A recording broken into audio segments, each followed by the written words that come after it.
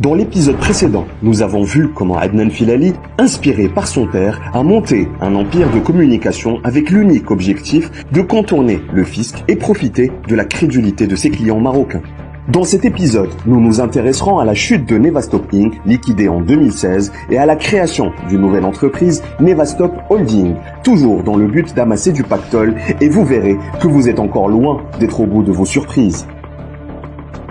C'est donc durant cette même année 2016 et face à l'accroissement des menaces de poursuites judiciaires par ses clients mécontents des produits défectueux livrés par Adnan Filali que ce dernier décide de brouiller les pistes en procédant à la liquidation de sa société Nevastop Inc. 2 mois plus tard, il crée Nevastop Holding, une entreprise officiellement spécialisée dans la production cinématographique et audiovisuelle, mais qui a continué à englober officieusement les diverses activités des filiales informelles de l'ex-société Nevastop Inc., dont précisément la vente en ligne de smartphones factices. Les recherches entreprises sur cette nouvelle structure ont permis de constater que celle-ci est actuellement répertoriée par le très sérieux site Dun & Bradstreet. Cette plateforme américaine est internationalement réputée pour la fiabilité de ses informations financières et comptables certifiées concernant les entreprises implantées dans les 4 coins de la planète, ce qui fait d'elle la première base de données mondiale en la matière.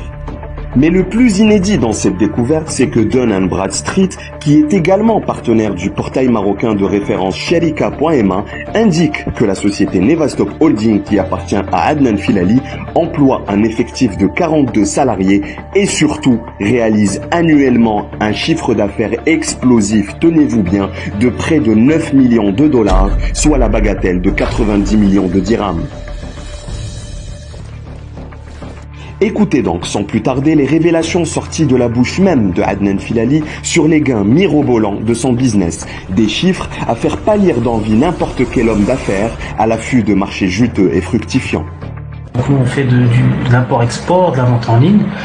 On a une expérience au Maroc qui était vraiment beaucoup plus concluante, où le business est beaucoup plus facile. Alors si on parle en termes de chiffre d'affaires, on arrivait très facilement à débloquer en bénéfice pur du 5 000 € semaine, du 5 000 € semaine, du 5 000 € semaine, du 5 000 € semaine. 5 000 € par semaine de bénéfices purs, dit-il, soit un résultat net par mois de 25 000 € et de 260 000 € par an. Un jackpot impressionnant qui accrédite parfaitement les 9 millions de dollars de chiffre d'affaires engrangés annuellement par Nevastop Holding. D'autant plus que Adnan Filali s'est toujours targué que sa société commerce avec le monde entier, notamment les États-Unis, la France et le vaste continent africain. Mais on n'a pas de magasin, on n'a pas besoin. On n'a pas besoin d'avoir un magasin parce qu'on vend dans le monde entier. On vend aux États-Unis, on vend en France, on vend en Afrique. Ce n'est pas notre métier d'avoir des magasins. Et pourtant, Nevastop Holding, non radié du registre de commerce marocain, malgré l'installation de son fondateur en Chine, n'a fait l'objet d'aucune déclaration au fisc depuis la date de sa création en 2016. Comme sa grande sœur Nevastop Inc., pas de TVA, pas d'impôt sur le revenu, pas d'impôt sur les sociétés et pas de CNSS. En somme, on est face à une véritable nébuleuse financière qui brasse des capitaux en millions de dollars dont on ignore l'origine et la nature des transactions qui les génèrent. S'agit-il du recyclage occulte des sommes d'argent colossales octroyées généreusement durant près de 20 ans par l'ancien ministre marocain de l'Intérieur Driss Basri à Mohamed Filali, le père de Adnan, qui vit actuellement une retraite dorée dans une résidence balnéaire chic à Rabat? Nevastop Holding compterait-elle des excroissances bancaires dans des paradis fiscaux tout en gardant volontairement l'allure d'une coquille vide au Maroc? Est-il courant qu'une entreprise marocaine de production audiovisuelle créée avec un capital de 100 000 dirhams et qui n'a de surcroît que 5 ans d'existence soit en mesure d'afficher un tel chiffre d'affaires annuel? Des recettes dont le volume impressionnant n'en finit plus de soulever des soupçons sur l'éventualité d'un trafic illicite échappant à tous les radars de contrôle de la légalité financière.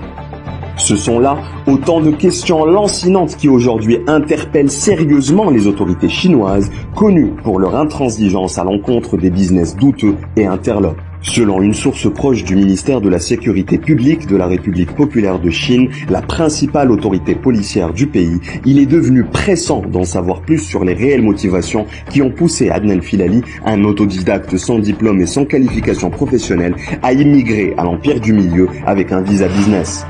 La même source s'interroge également sur la place véritable qu'occupe Dounia Moustaslim, l'épouse à tout faire de Adnan Filali, qui compte pour unique palmarès académique la publication sans succès d'un livre de blagues pour enfants.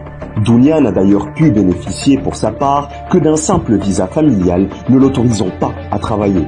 Cet intérêt pour le couple Filali s'explique surtout par la détermination des autorités de Pékin à cerner comment Adnan Filali, l'associé unique de Nevastop Holding, est parvenu à créer à Hong Kong, le 9 novembre 2017, sa nouvelle société HKDN Limited Company, censée incarner le vaisseau amiral de toutes ses activités commerciales en Chine.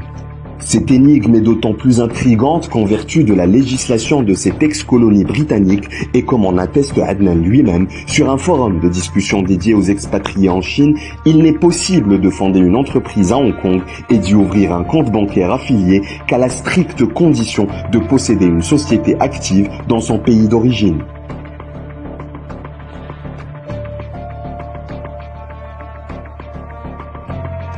Autrement dit, Adnan a dû fournir à cet égard de solides garanties financières concernant sa société Nevastop Holding, tout en étant maintenu paradoxalement dans un état commercial végétatif au Maroc.